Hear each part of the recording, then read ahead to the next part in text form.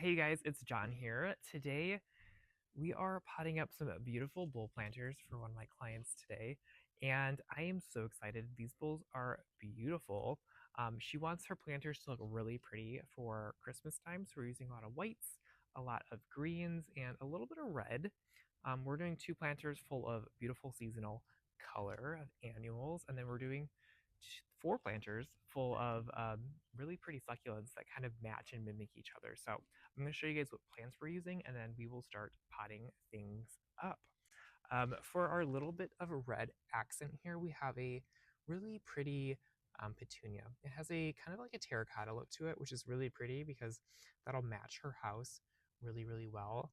It is a wave petunia called Very Velour, I think is the name of it, but it's absolutely gorgeous. For our beautiful white elements, we have some cabbages. This is going to really add a really pretty statement. I know they're green right now, but as the weather cools down, they'll turn a really pretty white, which will be really, really pretty. We have some really pretty white alyssum that'll trail, kind of give us a nice little dainty accent. We have these creeping figs, and I've never used these in a container before, but I'm hoping these will just trail off the side, add a really pretty nice trailing element to our container. And for our focal, I'm kind of debating between this green spike, it's just a really pretty spike, or this foxtail fern.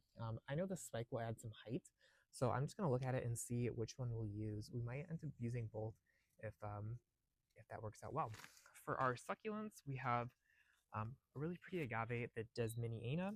It's a smooth agave, is what it's called, but they're really popular here, and I love the variegation of it. It's gonna be really pretty. And then we have a trailing elephant's food here. It's gonna drape off the side and add a really pretty trailing element to the containers. We're also gonna tuck in some really seasonal succulents over here. We have some kalanchoe, some red kalanchoe here as our red elements, and we might tuck in some of these other kalanchoes and aeoniums. I think that's what they're called. Alrighty, you guys, we just finished up this planter. It looks so good.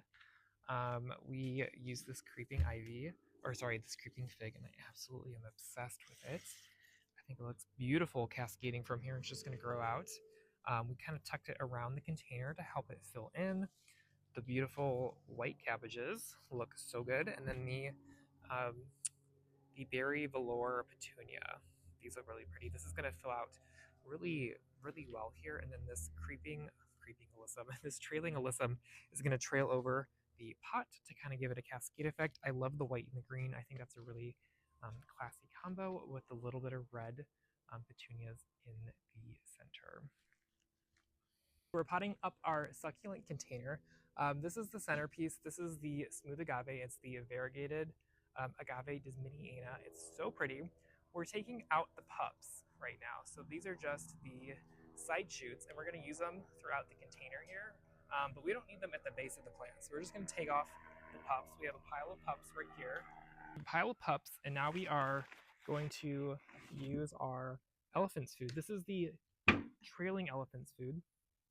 And as you can see, if you look up closely here, they're broken down into there's three plants in here. So we're going to break out each plant. We're just going to gently tear the root zone. These plants are pretty forgiving, so you can be kind of rough with the roots here. So we're just going to gently push them apart.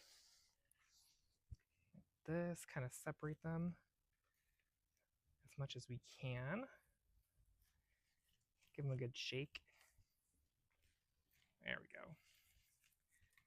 And this way we can separate the plants out and put it throughout the entire container here. It's kind of like you can be pretty rough with it. So, geez. There we go.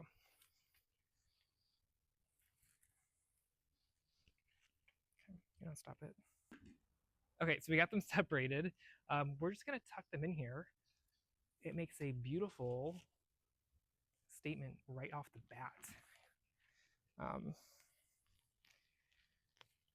We're just going to tuck it right around on each side of the agave. Beautiful. Beautiful, beautiful. One right here. This is a pokey plant, so you just got to be careful. Okay. Beautiful. Okay, so we're going to fill it in with soil. We're going to add some irrigation, and we'll be all set. Back, we finished potting up this beautiful planter, and everything looks so good, you guys. I love the way this creeping fig kind of dangles over the side here. We kind of tucked it through the back of the pot, so it'll kind of spread all over the container. These cabbages, like I said, were planted at a 45, and they look so good. They'll be so beautiful once the weather cools down just a little bit. They'll turn a really pretty white. And we're installing the pots this morning that we potted up yesterday, and we're installing them to a drip system. So we have a 1/4-inch line that we installed in the pot yesterday. So we found a 1/4-inch line in the landscape irrigation, and we're just going to connect them together with this barbed tee. We're going to have one here, and then we're going to connect it at the main line right here. So we're just going to cut our line, put in this barbed tee, and we are good to go. We're going to give it some good fertilizer. We have some Osmocote in here, and they're going to fill in absolutely beautifully. Look how cute these look. We have one here on this side of the walkway, and then we have another one over here. And here's the succulent planter. I love how these elephant foods just drape from the container. I think they look really good. I cannot wait for them to fill in a little bit. We're just going to tuck a few of these stems here around the container just to even it out just a little bit. But anyways, you guys, thanks for watching so much. We will see you guys in the next video. We're doing so many planting projects around the valley, and I can't wait to show you.